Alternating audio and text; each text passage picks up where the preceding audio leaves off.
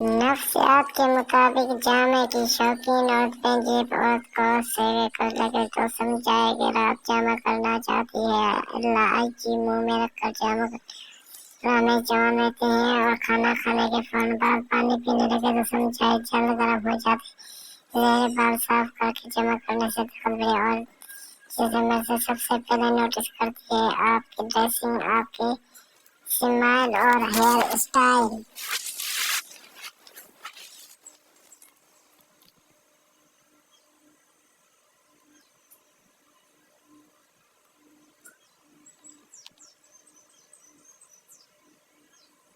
मैं तो शरद का सिर्फ हमेश के लिए इस्तेमाल करता है और चलता जाओ तो उसे पूरी मैसेज हो जब के औरत खुद पता नहीं होता।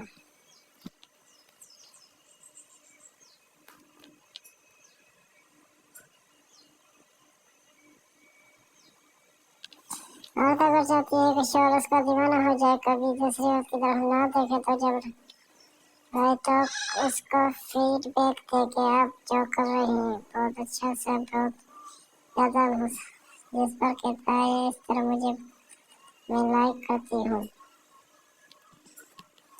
ऐसे टच करे जैसे मर्द को बहुत ज्यादा राहत सुकून मिलता है, ऐसे कभी छोड़ कर दूसरे के पास नहीं जा सकता।